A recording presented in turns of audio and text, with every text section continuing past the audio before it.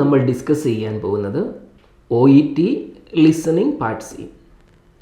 പൊതുവെ OET പഠിക്കുന്ന candidate പറയാറുള്ള ഒരു കാര്യമാണ്, OETയുടെ ലിസണിംഗ് പാർട്ട് സി എന്ന് പറയുന്നത് വളരെ പാടായ ഒരു കാര്യമാണ്.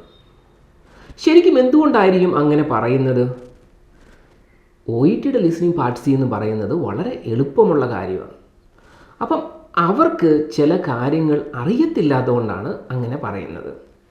അപ്പോൾ ഈ വീഡിയോ ഒന്ന് നിങ്ങൾ മൊത്തം കണ്ടു നോക്ക്. നിങ്ങൾക്ക് ഒരുപാട് കാര്യങ്ങൾ ഈ വീഡിയോയിൽ നിങ്ങൾക്ക് മനസ്സിലാക്കാൻ പറ്റും. അതോടൊപ്പം തന്നെ നിങ്ങൾക്ക് OET ലിസണിങ്ങിന് നല്ല ഒരു സ്കോർ നേടാനും പറ്റും. ഇനി OET ലിസണിങ്ങിൽ വരുമ്പോൾ, പാർട്ട് സിയിലേക്ക് വരുമ്പോൾ നമുക്കറിയാം അവിടെ 2 എക്സ്ട്രാക്റ്റാണ് ഉള്ളത്. അപ്പോൾ ഓരോ എക്സ്ട്രാക്റ്റിനും ഏകദേശം 6 ക്വസ്റ്റ്യൻസ് ഉണ്ട്. അതിൽ തന്നെ 3 മൾട്ടിപ്പിൾ ചോയ്സ് ഓപ്ഷൻസ് ആയിരിക്കും ഉള്ളത്. അപ്പോൾ ഇവിടെ ഒരു ഓഡിയോയ്ക്ക് ഏകദേശം ഒരു 4 to 5 മിനിറ്റ് ആയിരിക്കും എടുക്കുന്നത്. അപ്പം ഇതിൽ ഏറ്റവും ഇമ്പോർട്ടൻ്റ് ആയിട്ടുള്ള കാര്യം, നമ്മൾ എങ്ങനെ ഈ 6 ക്വസ്റ്റ്യൻസ് നമ്മൾ പ്രിപ്പയർ ആകുന്നു അല്ലേ? അപ്പം ആ ഓഡിയോ തുടങ്ങുന്നതിന് മുമ്പ് OET നമുക്ക് 90 സെക്കൻഡ്സ് തരുന്നുണ്ട് നമുക്ക് പ്രിപ്പയർ ചെയ്യാൻ വേണ്ടി. അപ്പോൾ ഈ 90 സെക്കൻഡ്സ് ഉപയോഗിച്ച് നമ്മൾ ക്വസ്റ്റ്യൻസ് മനസ്സിലാക്കുക, ഓപ്ഷൻസ് മനസ്സിലാക്കുക. അതിന് ശേഷം ശരിക്കും പറഞ്ഞാൽ ഒരു തരത്തിലൊരു സ്റ്റോറി പോലെയാണ് പോകുന്നത്. അപ്പോൾ ആ സ്റ്റോറി ഒന്ന് മനസ്സിലാക്കി നമ്മളൊന്ന് ആ സ്റ്റോറി ആ ഓഡിയോ കേൾക്കുന്നതിന് മുമ്പ് തന്നെ നമ്മളൊന്ന് മനസ്സിലൊന്ന് ആലോചിക്കുവാണെങ്കിൽ ലിസണിങ് എന്ന് പറയുന്നത് വളരെ എളുപ്പമുള്ള കാര്യമായിരിക്കും. അപ്പം അതോടൊപ്പം തന്നെ ഈ ടൈം എങ്ങനെയാണ് എഫക്റ്റീവായിട്ട് മാനേജ് ചെയ്യേണ്ടതെന്നുള്ള കാര്യമൂടെ ഞാൻ പറഞ്ഞു തരാം. ആദ്യം അവർ നമുക്ക് തരുന്നത് ഒരു കോമൺ സജഷൻസും കാര്യങ്ങളൊക്കെ ആയിരിക്കും ആദ്യം ഓഡിയോയ്ക്ക് നമുക്ക് പറയുന്നത്. അപ്പോൾ ഈ സജഷൻസ് പറയാനുള്ള സമയം എന്ന് പറയുന്നത് അപ്രോക്സിമേറ്റ്ലി ഒരു 50 സെക്കൻഡ്സ് എടുക്കുന്നുണ്ട്. അപ്പോൾ ഈ സമയവും നമ്മൾ എന്ത് ചെയ്യണം? നമ്മൾ ഈ ക്വസ്റ്റ്യൻസ് വായിക്കാനും ഓപ്ഷൻസ് വായിക്കാനും അതിലെ മെയിൻ കീവേഡ്സ് അണ്ടർലൈൻ ചെയ്യാനും ഉപയോഗിക്കണം. അപ്പോൾ ഈ ഒരു കാര്യം പ്രാക്ടിക്കലി ഭയങ്കര ടഫുള്ള ഒരു കാര്യമാണ്. നമ്മുടെ ചെവിയിൽ വളരെ ശക്തമായിട്ട് OET അതിൻ്റെ ഇൻസ്ട്രക്ഷൻ തരുന്നു. പക്ഷേ ആ സമയത്ത് നമ്മൾക്ക് ഈ പറയുന്ന ക്വസ്റ്റ്യൻസും ഓപ്ഷൻസും വായിക്കുക എന്ന് പറഞ്ഞാൽ അതൊരു ബുദ്ധിമുട്ടുള്ള കാര്യമാണ്. പക്ഷേ ലിസണിങ് എന്ന് പറയുന്നത് ഒരു ലേൺഡ് സ്കില്ലാണ്. അപ്പോൾ അങ്ങനെ ഒരു ലേൺഡ് സ്കില്ല് നമുക്ക് സ്വായത്തമാക്കാൻ വേണ്ടി നമ്മൾ എന്നാ ചെയ്യേണ്ടേ? You need to do the practice. അപ്പോൾ ഇങ്ങനെ പ്രാക്ടീസിലൂടെ നമ്മുടെ ചെവിയിൽ ഇൻസ്ട്രക്ഷൻസ് പറയുന്നു. പക്ഷേ അത് നമുക്ക് കേൾക്കേണ്ട കാര്യമല്ല. എന്തുകൊണ്ടെന്നാൽ എല്ലാ ദിവസവും ആ സെയിം കോമൺ ഇൻസ്ട്രക്ഷൻസ് ആണ് ലിസണിങ്ങിൻ്റെ പാർട്ട് സിക്ക് മുമ്പ് തരുന്നത്. അപ്പം ആ സമയത്ത് നമ്മൾ എന്ത് ചെയ്യണം? നമ്മുടെ ക്വസ്റ്റ്യൻസ് വായിക്കുക, ഓപ്ഷൻസിൻ്റെ മെയിൻ കീവേഡ്സ് അടയാളപ്പെടുത്തുക. അപ്പോൾ അങ്ങനെ അടയാളപ്പെടുത്തി കഴിയുമ്പോൾ പെട്ടെന്ന് നമുക്ക് പിന്നെ ആ ഓഡിയോ കേൾക്കുമ്പോൾ തന്നെ അതിൻ്റെ മീനിങ് നമ്മുടെ മനസ്സിലേക്ക് വരും. അപ്പോൾ അത് ഞാൻ കാണിച്ചു തരാം, എങ്ങനെയാണ് ഈ ക്വസ്റ്റ്യൻസ് വായിക്കേണ്ടതെന്നും ഓപ്ഷൻസ് അണ്ടർലൈൻ ചെയ്യേണ്ടതെന്നുള്ള കാര്യങ്ങളെല്ലാം ഞാനിനി ഒരു എക്സാമ്പിൾ എടുത്ത് നിങ്ങൾക്ക് പറഞ്ഞു തരാം. ഇനി രണ്ടാമത്തെ ഏറ്റവും ഇമ്പോർട്ടൻ്റ് ആയിട്ടുള്ള ടിപ്സ് എന്ന് പറയുന്നത്, use questions and signposting language in the audio to help you keep up എന്ന് പറഞ്ഞാൽ എന്നാ ഉദ്ദേശിക്കുന്നത്? നമുക്ക് 2 രീതിയിലുള്ള എക്സ്ട്രാക്റ്റ് ആയിരിക്കും പാർട്ട് സിയിൽ തരുന്നത്. ഒന്ന് ഒരു ഇൻ്റർവ്യൂ. അപ്പോൾ ഇൻ്റർവ്യൂവിൻ്റെ പ്രത്യേകത എന്നായിരിക്കും? ഒരാൾ ക്വസ്റ്റ്യൻ ചോദിക്കുന്നു, ഒരാൾ അതിന് കറസ്പോണ്ടിങ് ആയിട്ടുള്ള ആൻസർ തരുന്നു. അപ്പോൾ നമുക്ക് ഒരു 31 ക്വസ്റ്റ്യൻസ്, അത് കഴിഞ്ഞു 32 ആകുമ്പോൾ അതിന് മുമ്പ് പിന്നെയും ക്വസ്റ്റ്യൻ ചോദിക്കും. അപ്പോൾ 31 കഴിഞ്ഞു എന്ന് നമുക്ക് മനസ്സിലാക്കാനും 32 തുടങ്ങി എന്ന് മനസ്സിലാക്കാനും നമുക്ക് എളുപ്പമാണ്. പക്ഷേ വേറെ ഒരു ടൈപ്പ് ഓഫ് ഓഡിയോയ്ക്കകത്ത് അത് പ്രസൻറ്റേഷനാണ്. അപ്പോൾ പ്രസൻറ്റേഷൻ എന്ന് പറയുന്നത് ഇറ്റ് ഈസ് മോണോലോഗ് ആയിരിക്കും. അപ്പോൾ ഒരാൾ അവിടെ സംസാരിക്കുന്നു. അപ്പം ഈ അടുത്ത ഒരു 31 പറഞ്ഞു, അതിൻ്റെ അടുത്ത ക്വസ്റ്റ്യൻ വരുമ്പോൾ അത് നമുക്ക് ചിലപ്പോൾ മനസ്സിലാകണമെന്നില്ല. അപ്പോൾ അത് മനസ്സിലാക്കാൻ വേണ്ടിയാണ് നമ്മൾ ഈ സൈൻ പോസ്റ്റിംഗ് ലാംഗ്വേജ് കറക്റ്റായിട്ട് മനസ്സിലാക്കണമെന്ന് ഞാൻ പറയുന്നത്. അപ്പോൾ അത് ഞാനൊരു എക്സാമ്പിളിലൂടെ നിങ്ങൾക്ക് കാണിച്ചു തരാം. So when Anna first met the patient called Ted, she was അപ്പം നമ്മൾ മനസ്സിലാക്കണം ഈ ഒരു ക്വസ്റ്റ്യൻ്റെ അകത്ത് ക്വസ്റ്റ്യൻ ഹാഫേ ഉള്ളൂ. നമ്മൾ ആ ഓപ്ഷനോടെ ഒരുമിച്ച് വായിച്ചാൽ മാത്രമേ നമുക്കൊരു കംപ്ലീറ്റ് ആയ മീനിങ് കിട്ടത്തുള്ളൂ. Anna first met the patient called Ted. അപ്പോൾ ഇതൊരു പ്രസൻറ്റേഷൻ ടൈപ്പാണ്. നമുക്ക് ഇൻ്റർവ്യൂ എന്ന് പറയുന്നത് വളരെ ഈസിയാണ് നമുക്ക് ക്വസ്റ്റ്യൻസ് ഏത് ക്വസ്റ്റ്യനാണ് അവർ പറയുന്നതെന്ന് മനസ്സിലാക്കാൻ. അപ്പോൾ അതുകൊണ്ടാണ് നമ്മൾ ഈ പ്രസൻറ്റേഷൻ പറയുന്നത്. ഓപ്ഷൻ നമ്പർ എ ആയിട്ട് പറഞ്ഞിരിക്കുന്നത് unable to identify completely with his attitude. Option number B optimistic that he would regain full mobility. Option number C mainly concerned about his state of mind. അപ്പോൾ ഇങ്ങനെയാണ് പോകുന്നത്. അപ്പം ഈ കാര്യങ്ങൾ ഓഡിയോയിൽ വരുമ്പോൾ എങ്ങനെയാണെന്ന് ഞാൻ പറഞ്ഞു തരാം. Now on to my case study. കണ്ടോ? അപ്പം ആ now on to my case study എന്ന് പറയുമ്പോൾ തന്നെ നമുക്ക് മനസ്സിലാകും ആ കേസ് സ്റ്റഡീനെ കുറിച്ചാണ് തുടങ്ങുന്നത്. അപ്പോൾ ആ ക്വസ്റ്റ്യനും കേസ് സ്റ്റഡിയാ ടെഡ് എന്നൊരു പേഷ്യനെ കുറിച്ചാണെന്നുള്ള കാര്യം നമുക്ക് കറക്റ്റായിട്ട് നമുക്ക് കിട്ടിയായിരുന്നു അല്ലേ. It involves a patient called Ted, a 60-year-old man whose motorbike was in a collision with a car. Luckily the accident happened at the moderate speed, but he still suffered compound fractures in both legs, in one arm and several broken ribs. When I first met him after 2 weeks in hospital, he was physically and emotionally broken. അപ്പോൾ ഇവിടെ നമ്മുടെ question ഇവിടെ കറക്റ്റായിട്ട് പറഞ്ഞിരിക്കുന്നത് എന്തായിരുന്നു? Anna first met the patient called Ted. അപ്പം ഈ പ്രസൻറ്റേഷൻ്റെ അകത്ത് ഒരു പ്രത്യേകത എന്ന് പറയുമ്പോൾ ഇവിടെ പറഞ്ഞിരിക്കുന്നത് when Anna first met the patient called Ted എന്നാണ്. അപ്പോൾ അന്ന പറയുമ്പോൾ എങ്ങനെയായിരിക്കും? When I first met the patient അങ്ങനെയാണ് പറയുന്നത് അല്ലേ. അതോടൊപ്പം തന്നെ നമ്മൾ ഇവിടെ ഒന്ന് ശ്രദ്ധിച്ചാൽ നമുക്ക് മനസ്സിലാവും, കൂടുതൽ പാരാഫ്രേസ് ചെയ്യാതെ ഡയറക്റ്റായിട്ടാണ് പോകുന്നത്. അപ്പോൾ ഒന്ന് നമുക്ക് ആ സൈൻ പോസ്റ്റിംഗ് ലാംഗ്വേജ് ഉപയോഗിച്ച് നമുക്ക് മനസ്സിലാവും. രണ്ടാമത് ആ ക്വസ്റ്റ്യൻ അതുപോലെ തന്നെ ഇങ്ങനെയുള്ള പ്രസൻറ്റേഷൻ്റെ അകത്ത് ഇവർ പറയുന്നു. അതുകൊണ്ട് നമുക്ക് ആ ഏരിയ ലൊക്കേറ്റ് ചെയ്യാനും എല്ലാം വളരെ എളുപ്പമാണ്. ഇനി another example, Anna feels that in the long time hair therapy help Ted because. അപ്പോൾ ഇങ്ങനെയാണ് ക്വസ്റ്റ്യൻ വന്നിരിക്കുന്നത്.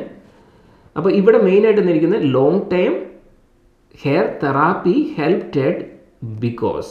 അവിടെ നോക്കിക്കുക, ആ ഓഡിയോ സ്റ്റാർട്ട് ചെയ്യുമ്പോൾ ഇങ്ങനെയാണ് വരുന്നത്. So how did my therapy help. കണ്ടോ? അപ്പോൾ ഇവിടെ പ്രസൻറ്റേഷൻ ആയതുകൊണ്ട് ആ ഹെൽപ്പിനെ ഒന്നും പാരാഫ്രേസ് ചെയ്തിട്ടില്ല, ഡയറക്റ്റ് അതങ്ങനെ തന്നെ ചോദിക്കുന്നത്. So how did my therapy help well. ഇങ്ങനെ ഈ സൈൻ പോസ്റ്റിംഗ് ലാംഗ്വേജ് ഒക്കെ ഉപയോഗിച്ച് നമുക്ക് വളരെ എളുപ്പത്തിൽ അവർ ഏത് ക്വസ്റ്റ്യനാണ് പറഞ്ഞുകൊണ്ടിരിക്കുന്നതെന്ന് നമുക്ക് മനസ്സിലാക്കാൻ നമുക്ക് സാധിക്കും. അടുത്തൊരു ഇമ്പോർട്ടൻ്റ് ആയിട്ടുള്ള കാര്യം, പ്രിപ്പയർ ഫോർ പാരാഫ്രേസ്. അപ്പം സാധാരണഗതിയിൽ ഇൻ്റർവ്യൂ ക്വസ്റ്റ്യൻസ് വരുമ്പോൾ ക്വസ്റ്റ്യൻസ് ചോദിക്കുന്നു, ഹെൽത്ത് കെയർ പ്രൊവൈഡർ അതിൻ്റെ ആൻസർ പറയുന്നു. അപ്പോൾ ആ കേസിൽ നന്നായിട്ട് പാരാഫ്രേസ്ഡ് ചെയ്തിട്ടായിരിക്കും ആൻസർ വരുന്നത്. അപ്പം അത് മനസ്സിലാക്കുക എന്നുള്ളതാണ് ഏറ്റവും ഇമ്പോർട്ടൻ്റ് ആയിട്ടുള്ളൊരു ടാസ്ക്. സാധാരണ കാൻഡിഡേറ്റ്സ് ചെയ്യാറുള്ള ഒരു മിസ്റ്റേക്ക്, മീനിങ് മനസ്സിലാക്കുന്നതിന് പകരം ചില വേർഡുകൾക്ക് പ്രാധാന്യം കൊടുക്കും. ചിലപ്പോൾ ആ വേർഡുകൾ പറയണമെന്നേ ഇല്ല. അപ്പോൾ ചില വേർഡുകളെ നമുക്ക് പാരാഫ്രൈസ് ചെയ്യാൻ പറ്റത്തില്ലാത്ത ചില വേർഡുകളുണ്ട്. For example allergy. അപ്പം അലർജി എന്നൊക്കെ പറയുമ്പോൾ ചിലപ്പോൾ അതിന് പകരം അത്ര പാരാഫ്രൈസ് ചെയ്യാൻ പറ്റത്തില്ല, പക്ഷേ ഇങ്ങനെ പറയാം, പേഷ്യൻ്റ് ഈസ് നോട്ട് സെൻസിറ്റീവ്. അങ്ങനെ അതിനെയും പാരാഫ്രൈസ് ചെയ്യാൻ പറ്റും. ഇനി പറ്റത്തില്ലാത്ത ചില കാര്യങ്ങൾ antibiotics, physiotherapy.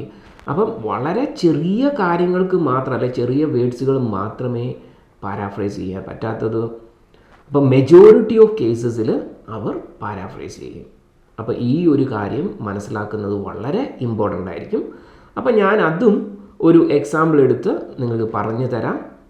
Prepare for paraphrase എന്ന് പറഞ്ഞാൽ നമ്മൾ ഈ ക്വസ്റ്റ്യനും ഓപ്ഷനും അതിൻ്റെ മീനിങ് മനസ്സിലാക്കുക. ചില കാൻഡിഡേറ്റ്സ് ചെയ്യാറുണ്ട്. അവരൊരു പർട്ടിക്കുലർ വേർഡ്സ് മാത്രം ഫോക്കസ് ചെയ്യും. അങ്ങനെയല്ല നമ്മൾ ചെയ്യേണ്ടത്. നമ്മൾ എന്താ ചെയ്യേണ്ടത്? ഇതിൻ്റെ കറക്റ്റായ മീനിങ് നമുക്ക് മനസ്സിലാകണം. Especially interview type of questions വരുമ്പോൾ അത് കംപ്ലീറ്റ്ലി പാരാഫ്രൈസ് ചെയ്താൽ പോകുന്നത്. അപ്പം അത് നമുക്ക് മനസ്സിലായാൽ മാത്രമേ നമുക്ക് കറക്റ്റായ ആൻസറിലേക്ക് എത്തിച്ചേരാൻ പറ്റുള്ളൂ. അപ്പം ഞാനതൊരു എക്സാമ്പിൾ എടുത്ത് നിങ്ങൾക്ക് പറഞ്ഞു തരാം എങ്ങനെയാണ് നിങ്ങളത് ചെയ്യേണ്ടതെന്ന്. Why does doctor Robson regard Chagas as a neglected disease? അപ്പോൾ ആ ക്വസ്റ്റ്യൻ വായിക്കുമ്പോൾ തന്നെ ഞാൻ അവിടെ കീവേഡ്സ് അണ്ടർലൈൻ ചെയ്യാൻ പോവുകയാണ്. അപ്പം ചാഗാസ് ഞാൻ അണ്ടർലൈൻ ചെയ്യും, നെഗ്ലക്റ്റഡ് ഡിസീസ്. അപ്പോൾ എന്തുകൊണ്ടാണ് ചാഗാസിനെ ഒരു നെഗ്ലക്റ്റഡ് ഡിസീസായിട്ട് പരിഗണിക്കുന്നത്, അല്ലേ? അതായത് ഒരു അർഹിക്കുന്ന പ്രാധാന്യം കൊടുക്കുന്നില്ല. അപ്പം ആ നെഗ്ലക്റ്റഡ് ഡിസീസ് ഞാൻ അണ്ടർലൈൻ ചെയ്തു, ചാഗാസും ഞാൻ അണ്ടർലൈൻ ചെയ്തു. അപ്പോൾ ഇനി ഓഡിയോ കേൾക്കുന്ന സമയത്ത് ജസ്റ്റ് ആ കീവേഡ്സിലേക്ക് നോക്കുമ്പോൾ തന്നെ എനിക്ക് കംപ്ലീറ്റ് ആയിട്ടുള്ള മീനിങ് പിടികിട്ടും. ഇനി option number A, because of the social group it mainly affects. അപ്പം ഞാനിവിടെ അണ്ടർലൈൻ ചെയ്യാൻ പോകുന്നത് കീവേഡ്സ് സോഷ്യൽ ഗ്രൂപ്പ്സ് പിന്നെ അഫക്ട്സ്. ഓക്കെ.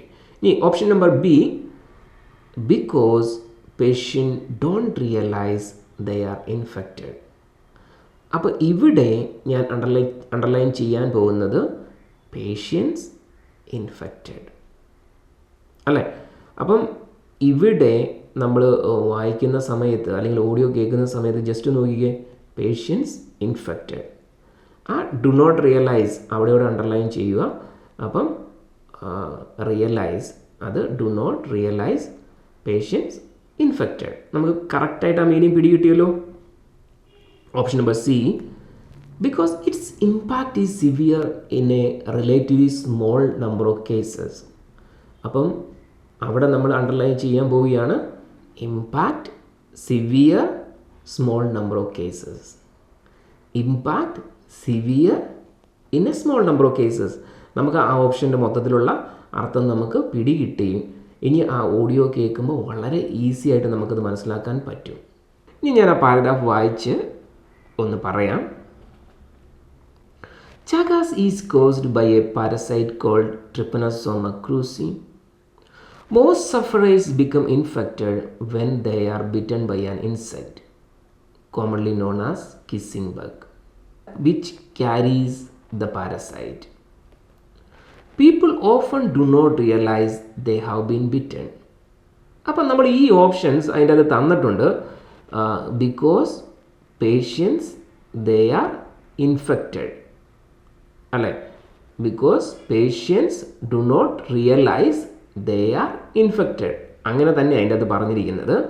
അപ്പോൾ ഇവിടെ നമ്മൾ നോക്കുവാണെങ്കിൽ നമുക്ക് മനസ്സിലാക്കും ഇവിടെ ആ വെർബ് റിയലൈസ് എന്ന് പറയുന്ന ആ വെർബ് ഒട്ടും പാരാഫ്രൈസ് ചെയ്യാതെയാണ് തന്നിരിക്കുന്നത്, അല്ലേ?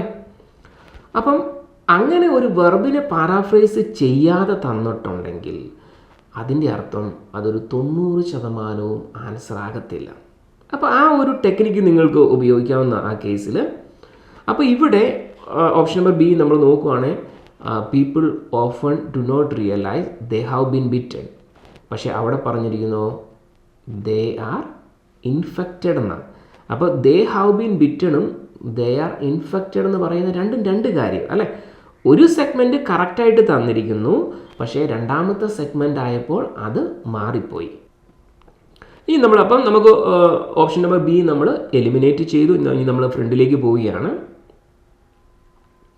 And during the initial phase of infection, symptoms are normally mild or absent.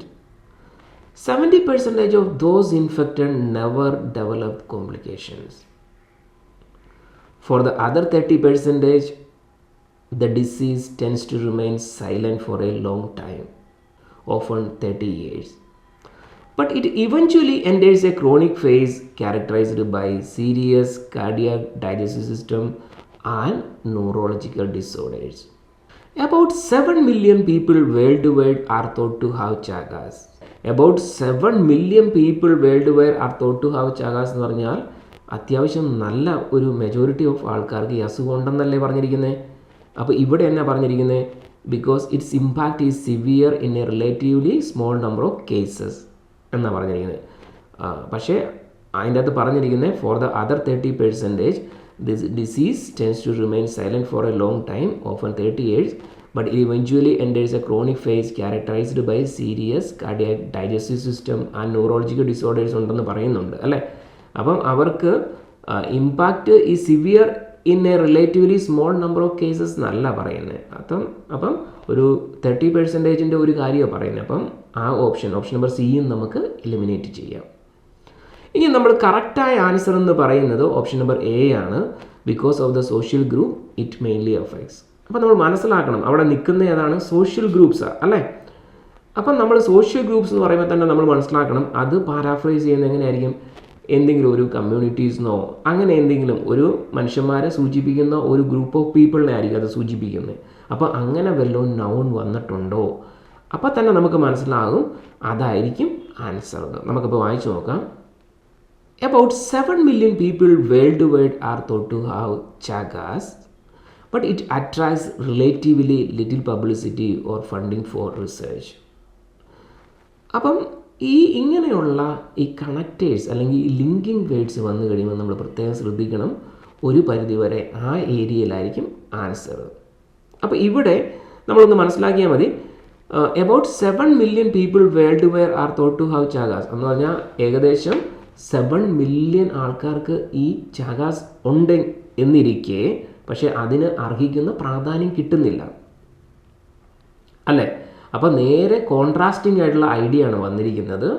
അപ്പോൾ ഇങ്ങനെയുള്ള ലിങ്കിങ് വേർഡ്സ് നമ്മൾ വരുമ്പോൾ കോൺട്രാസ്റ്റിംഗ് ആയിട്ടുള്ള ലിങ്കിങ് വേർഡ്സ് ഏതൊക്കെയാണ് വരുന്നത് നമുക്കറിയാം. ഓൾദോ വരാം, ഈവൻ ദോ വരാം, ഹൗവർ വരാം, ബട്ട് വരാം.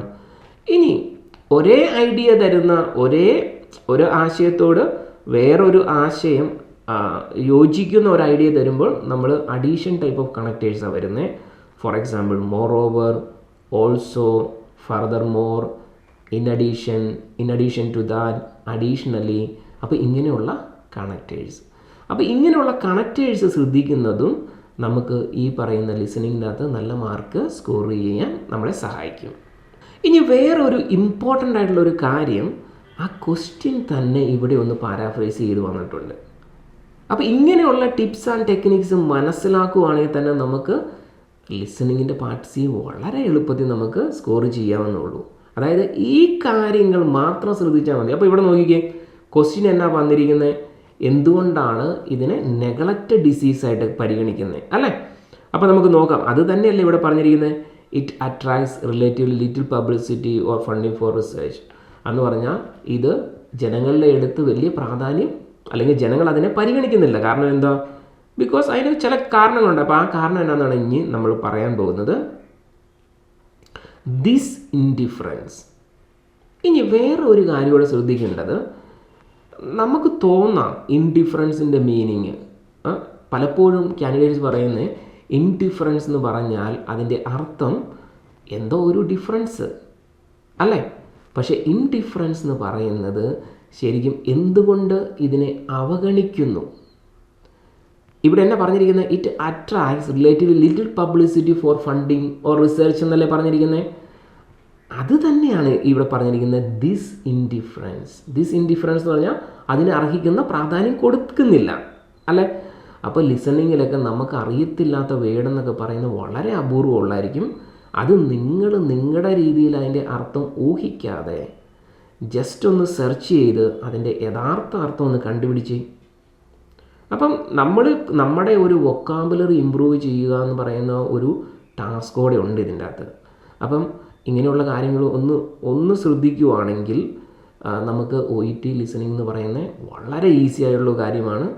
പിന്നെ അടുത്തൊരു മെയിനായിട്ടുള്ള കാര്യം, നിങ്ങൾ ഒഫീഷ്യൽ മെറ്റീരിയൽ മെയിനായിട്ട് ഫോക്കസ് ചെയ്യൂ. അതായത് OETയുടെ വെബ്സൈറ്റിൽ കിടക്കുന്ന ഒഫീഷ്യൽ മെറ്റീരിയൽ മെയിനായിട്ട് ഫോക്കസ് ചെയ്യുക. This indifference is largely down to it being primarily a disease of the marginalised communities in Latin America. അപ്പോൾ എന്താണ് ഇതിനെ താഴ്ത്തിക്കൊണ്ട് വരുന്നത്, അതെന്താണ്, ഈ അസുഖം ലാറ്റിൻ അമേരിക്കയിലുള്ള ഒരു ചെറിയൊരു കമ്മ്യൂണിറ്റീനെ മാത്രം ബാധിക്കുന്നതാണ് അല്ലേ. അപ്പം സോഷ്യൽ ഗ്രൂപ്പ്സ് എന്ന് പറയുന്നത് ഇവിടെ കറക്റ്റായിട്ട് marginalised communities in Latin America എന്ന് പറഞ്ഞിരിക്കുക. അപ്പം അത് കറക്റ്റായിട്ട് നമ്മളിവിടെ നോക്കിക്കേ, കംപ്ലീറ്റ്ലി പാരാഫ്രൈസ്ഡാണ് അല്ലേ? അപ്പോൾ ഇങ്ങനെ കംപ്ലീറ്റ്ലി പാരാഫ്രൈസ്ഡ് ആയിരിക്കും നമ്മുടെ ആൻസർ. അപ്പം ഞാൻ കുറച്ച് മുമ്പ് പറഞ്ഞു, വെർബിനെ പാരാഫ്രൈസ് ചെയ്തില്ലെങ്കിൽ അത് 100% അത് തെറ്റായിരിക്കും. പിന്നെ ചില നൗൺസിനെ ചിലപ്പം പാരാഫ്രൈസ് ചെയ്യാതെ വരാനുള്ള സാധ്യതയുണ്ട്. I hope you can follow me. Thank you so much for watching this video. ഇത്തരത്തിലുള്ള ഇൻഫോർമേറ്റീവ് വീഡിയോ കാണാൻ ഞങ്ങളുടെ പേജ് ഫോളോ ചെയ്യൂ. ഇനി നിങ്ങൾ ഈ വീഡിയോ യൂട്യൂബിലാണ് കാണുന്നതെങ്കിൽ കൈൻഡ്ലി സബ്സ്ക്രൈബ് അവർ ചാനൽ.